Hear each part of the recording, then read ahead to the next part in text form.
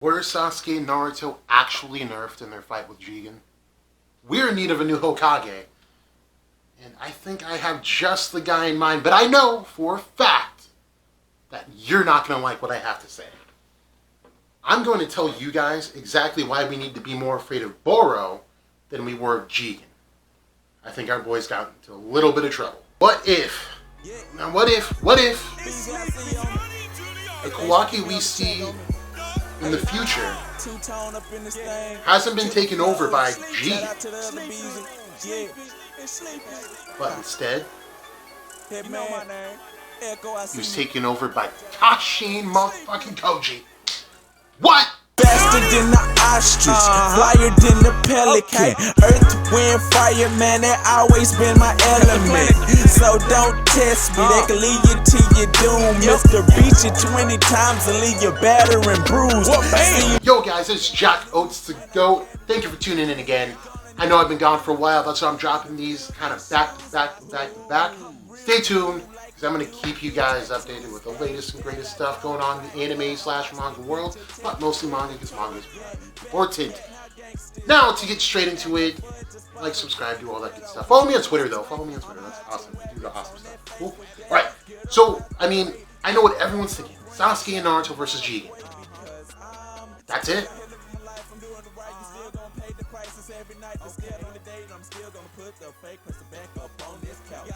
That's it. That's all we get. Come on.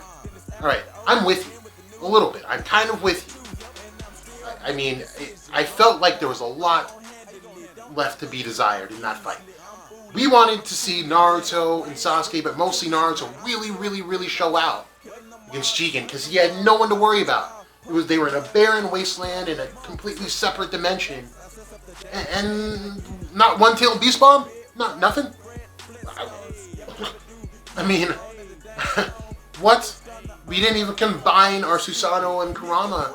No Kurama majestic attire, tailed beast bomb, freaking 9 Rasen Shuriken tailed beast bomb, shrouded in like magnet style loves. Nothing, none of that. It was just one and done. That was it. It was over before we knew about it. Now, I'm gonna answer the question. Were Naruto and Sasuke holding back? Were they nerfed? What happened? I don't know. I can't officially answer those questions, but what I can say, without a shadow of a doubt, that Jigen is stronger than Naruto and Sasuke together. And then some.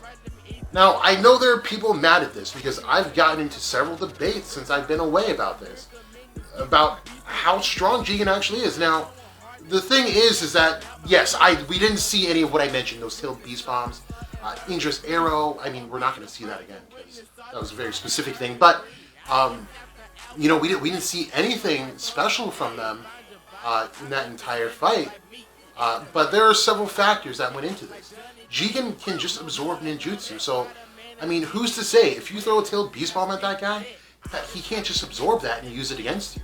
It's not the smartest thing, and I don't exactly know why they felt the need to go into Susanoo and Kurama mode, if they were going to have to focus on just hitting him with taijutsu, and I don't know, it was just kind of weird. It was just kind of weird. I just don't think they knew how to deal with him, which is fine, because Jigen's a tough guy to deal with. Let's talk about Jigen's speed, first of all. Because this guy blitzed 2 of the fastest people on the planet, and they had no clue what was going on. Like, that's how fast he was. Now to just paint the picture, you know what? Let's go back. Remember when the Susanoo became like a huge thing, right? Where it's impenetrable and nothing can break it, and then, you know, only people were able to crack it, like the Hokage. Tsunade cracked it. You know, maybe a couple other people I'm missing, but like only a few people have ever cracked a Susanoo, much less completely shattered a Susanoo. I mean, Jigen straight up yeeted Sasuke out of his Susanoo, and not even just cracked it. He didn't even just shatter it; it just dissipated. Like, it was embarrassing.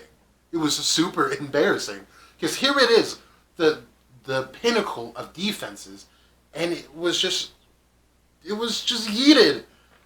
What else can I say? Yeeted is the word for what happened. And it wasn't just that he completely broke the Susanoo on like its leg or something. It was the hardest part of a perfect Susanoo amped up by Sasuke's Sage of Six Paths amps. I mean, it was like, if that doesn't talk about his strength, I don't know what does. And to top it off, once he yeets Sasuke, he yeets Naruto out of Kurama mode and into just base form, which has barely ever happened ever. Now when we saw Sasuke in his prime, not Sasuke, but when we saw Naruto in his prime, using his super amped up Kurama mode with the 3 faces and 6 arms and all that, he got hit with Indra's arrow and still didn't just get yeeted out of that form. I mean, Indra's arrow is probably the strongest attack that has ever been recorded in Naruto history. Like, that thing was huge. Well, aside from like 10-tailed beast bomb or whatever that never hit anything, but it was huge. It was definitely like a nuke powered, and he was still in the Avatar state. He was just kind of broken, but he was still in it. But he gets hit by Jigen and he is just completely KO'd. I mean, this guy has taken so many hits and he's never really fallen out of like any chakra mode that he's been in. So what can we say about his strength? It's enormous. They can't beat that. They just can't right now. And I'm sorry for people that are hating on this perspective, but facts are facts. I go by black and white. Like, as far as fights go, that's what happened, and I have to stick to it. That we read the same thing. That happened. So Jigen is definitely faster. He's definitely stronger. Is he as skilled as both of them? No way. They are so much skilled. They played him so well. When Naruto like made him absorb the giant Rasengan so that he'd be able to track him and not have to rely on Sasuke to call the shots. I mean, it was really well played by them. It was just that they were outmatched in strength and speed, which is really what they capitalize on in fights. It's just they couldn't do anything about it, and that sucks. And that's usually how some fights go in Naruto. Anyways, that they lose the first and then they come back and get the get back. You know, it's just one of those things. But Jigen's stronger. I'm sorry, you probably hate me. Whatever. Subscribe anyway. Now to address the other squad of people, I had a guy. Okay, man. All right, so this guy, in a previous conversation, had actually called me a Nazi for debating with him on a certain subject in Naruto. I think it had to do with Orochimaru. Actually called me a Nazi, talking about an anime. Now, I just want to say this. If you're the type to just get angry during just like a civil debate over an animated show, something that holds zero weight in the reality of everything, fix yourself. Go get help, all right? Because you probably need it.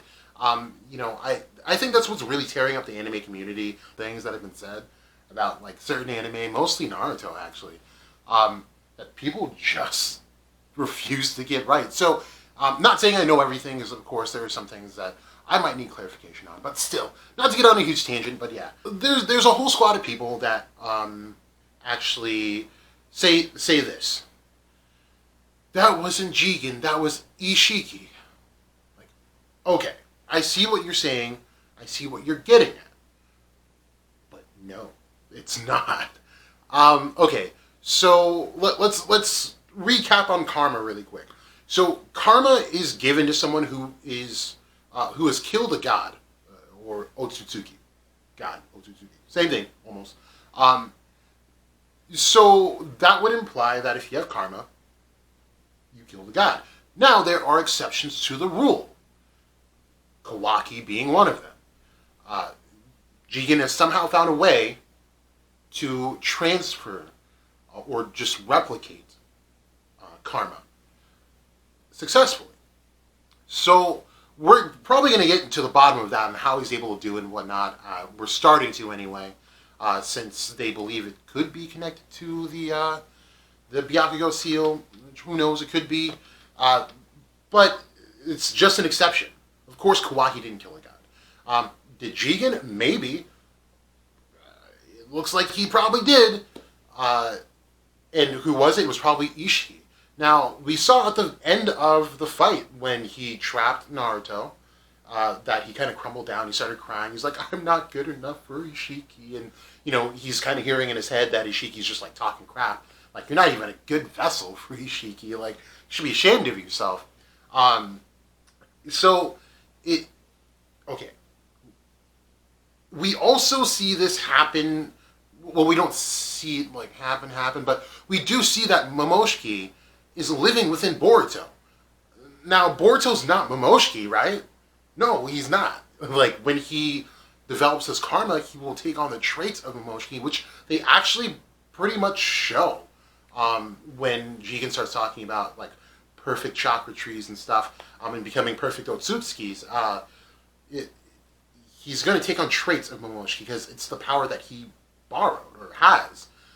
Just like Naruto started taking the shape of the Nine Tails before he became friends with Kurama, because it's the power of Kurama. It's him, not Naruto. So it's going to be one of those things. This is just their tailed beast. It's an Otsutsuki. And this is how it seems that some Otsutsuki managed to survive, is to latch on and leech off of a life force. Now, something that kind of sparked interest in this debate I was telling you about is that this guy said something along the lines of, like, Ishiki, found a vessel, so he was just like, yeah, right there. He didn't, Jigen didn't kill him.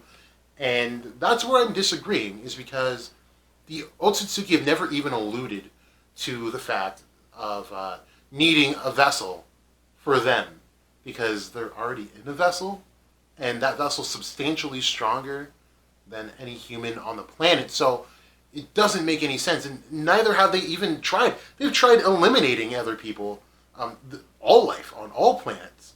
They're only there to get stronger through themselves, and that's how they've been doing it. So it just doesn't make sense to even think that. Like, why would you take yourself from being like a god who can, like, kill anything to just leeching off of someone? It doesn't make any sense. So I just wanted to address that. Like, it's definitely not Ishiki. Like, that's not Ishiki. Ishiki's in there, but that's Jigen. So I just want to put that out there. I hope I clear things up. I know I'm not wrong on that. It's just what's been said in the story so far. So hopefully anyone watching will, maybe have a change of heart. If not, whatever. We will officially see later on. I mean, I'm not right about everything. But yeah, I mean, follow me on Twitter and debate with me over there. I don't care. Okay, so we go back to Konoha, right? And we see that Kawaki's arm is starting to, reattach, and, chakras flowing through it again. So this gives Kawaki more hope. He's like, oh, Lord Seventh is still alive, and he's kind of refusing to tell Boruto what's going on because that's his dad, and you don't want to break that kind of news to anybody, right? So and we get Shikamaru and the whole quarantine squad out. I thought that was pretty cool. How it was just like police tape, like no one can corrupt the crime scene. This is all evidence, sort of stuff. And I'm finding that I'm liking Shikamaru significantly less in this series than I did in Naruto. Shikamaru was probably my favorite character in Naruto, and it kind of sucks to see that that his kind heart is kind of being darkened, and I think this was all explained in his hidden novel, actually, where he's going to do anything to maintain the peace that Naruto set out for everyone, and that even if that means doing things that aren't exactly holy in the eyes of another. And I think his view on the world has been dimmed quite a bit, because he straight up tells Kawaki, I've never trusted you, dude. I don't know why Naruto likes you. He's like, I get it, but I don't know why he's allowing this to even happen.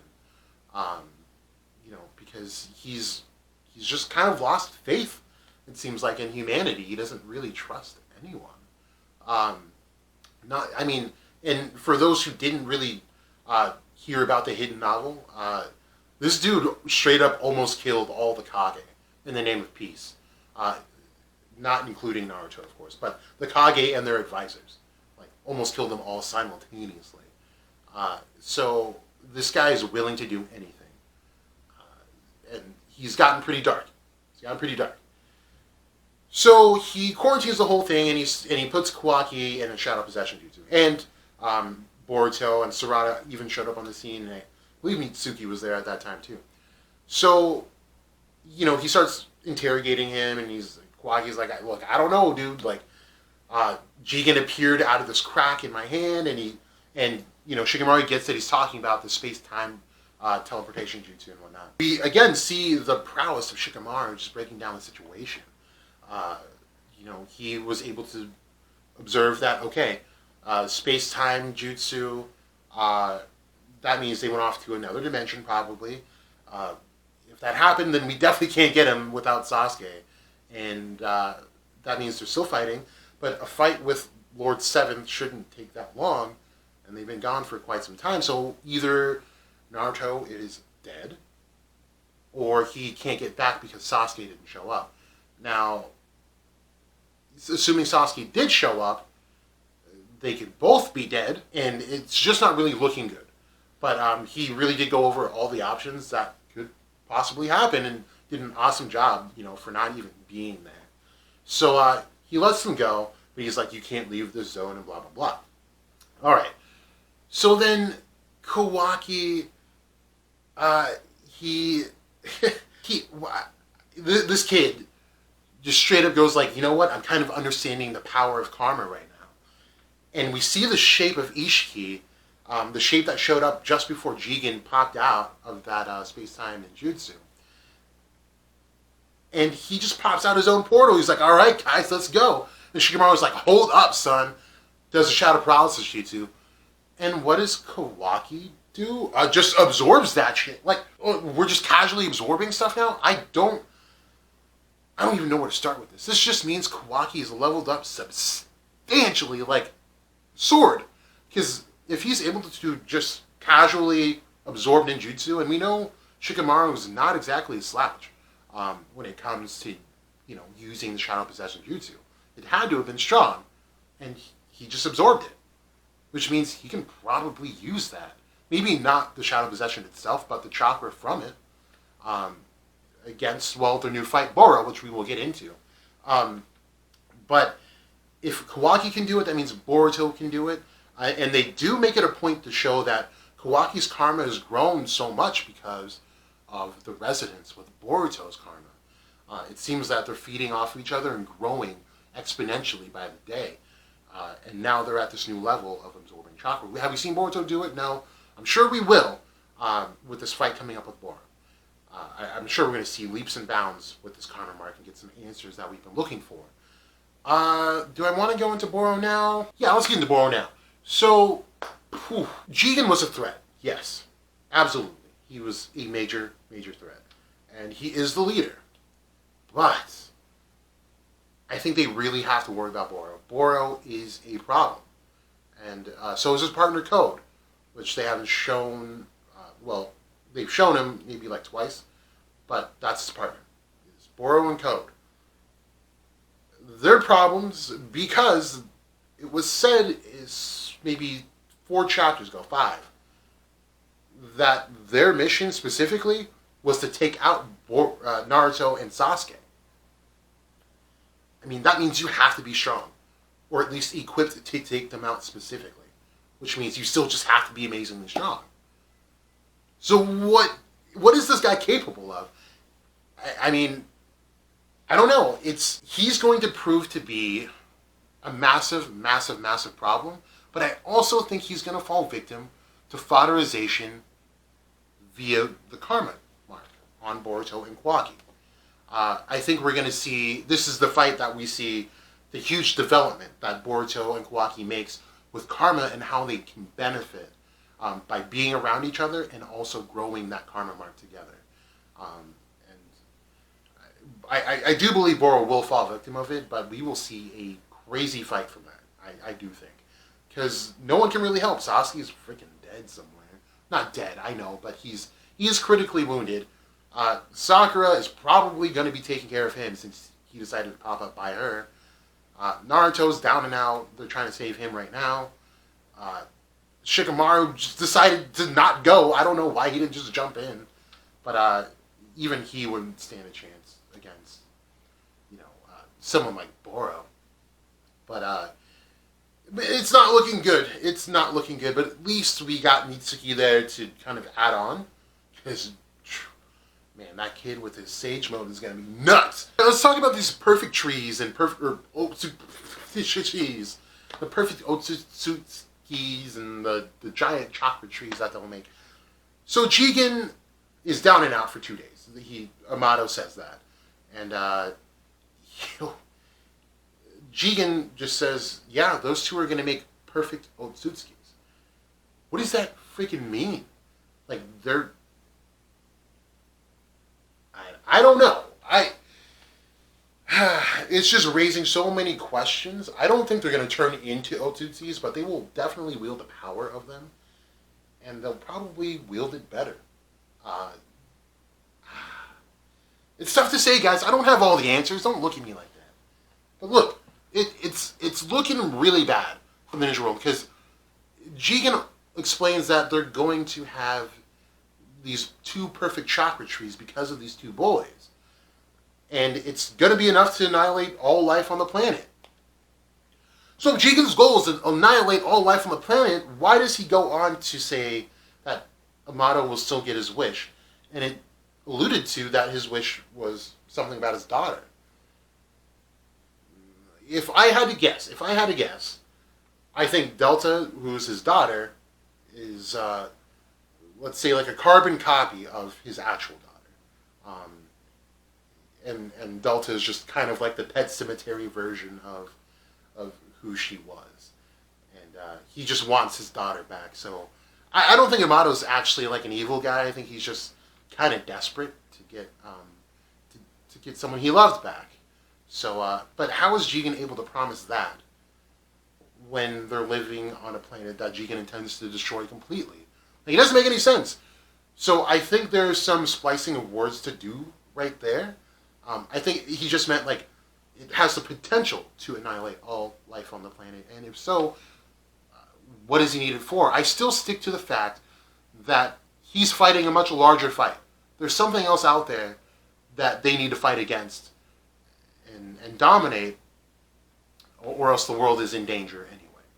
So I don't know what that is, but I think there's a bigger threat out there, and whatever it is, it's going to be scary. Now, Kashin motherfucking Koji is officially on the move. In the latest chapter, we see him just thinking, and then he just like falls back casually, like, yeah, I'm just going to go kill Jigen now. Like, what are you talking about? Like, we knew he wasn't in line with Kara and their motives and all that. We knew that. But he knows that Jigen, if Jigen was at full strength, he'd come right back and nab Kawaki and go. But he didn't, which means he's definitely weak right now, which means this is the perfect time to pounce. Why is he going to kill Jigen? Of course Jigen's a bad guy. Like, we want him dead, right? But I don't think it's that simple. Because nothing in life is that simple. Especially nothing in anime or manga. Never that simple. I think his motives are made very clear in this chapter. But his allegiance is still shrouded in mystery. I don't know who he's siding with. I do believe he's Jiraiya, right? But I don't know if he's working for good or bad. It's just too hard to say right now. Okay. I know I said in the beginning of this video, what if the Kawaki we see in the future isn't Jigen, but instead Kashin Koji? How could that be possible? Now let's go through it. If he's heading to go kill Jigen now, what is going to be accomplished by killing Jigen? There's still Delta, Boro, and Code, and Amato. If he has any special abilities or whatnot, maybe they have to worry about him. And maybe some more of the inner circle, if there is any more. And the outer circle of Kara, like, he can't possibly fight them all, because he had to wait for Jigen to get weak. I mean, and if he wanted to kill Delta, he probably could have done it when they were out on the mission, but he didn't. And I have to assume that's because he's weaker. So what is the importance of killing Jigen if the rest of Kara will still exist? Because Kashin Koji will acquire karma if he kills Jigen.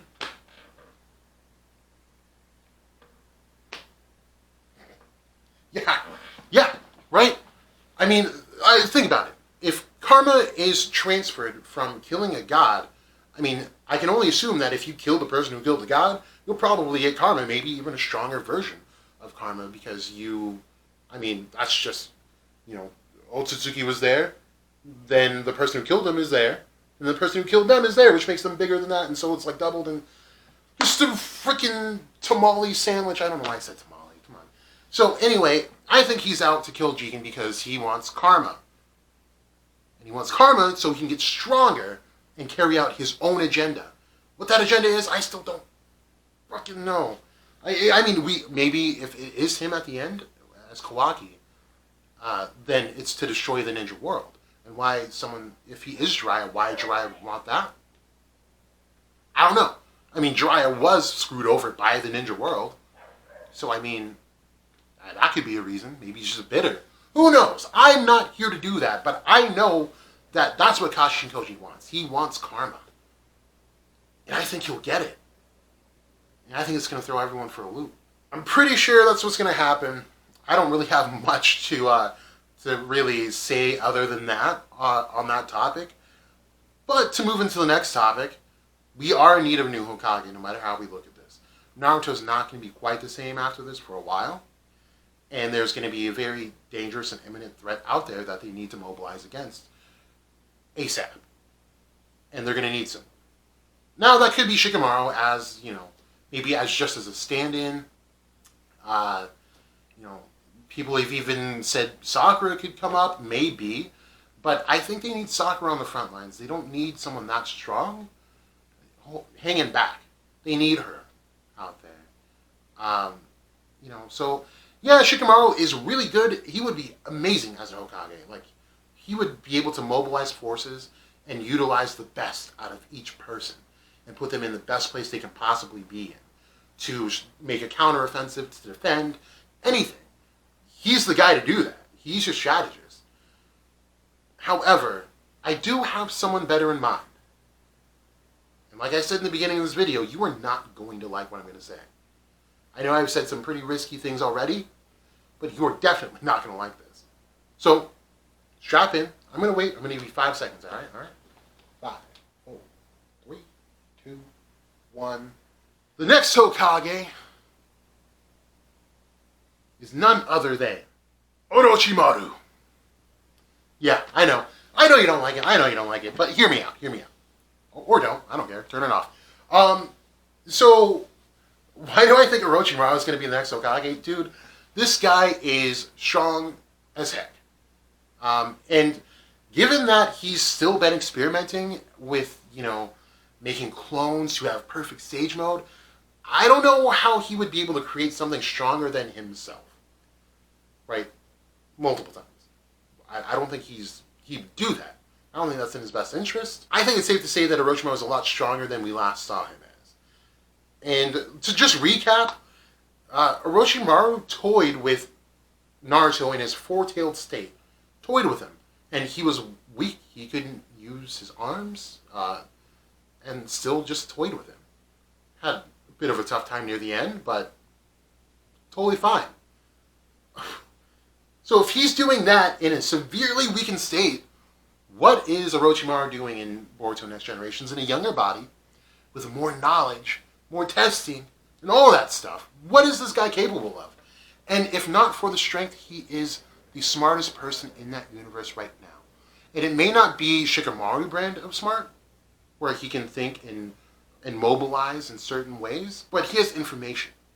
Information that's needed to bring down just about anyone. And he probably knows a lot more than any of the villages do about Kara, the Otsutsuki, and all of that good stuff. And man, what a twist it would be. Like, Orochimaru, to be Hokage, it was that close for him to become Hokage. And was stripped away. How cool would that be? For it to come full circle, and he finally gets it. I know you don't like it. I need you to think with me here. Because no one else is really a good fit. Let's be honest. The Leaf has been... Okay. You're not going to like this either.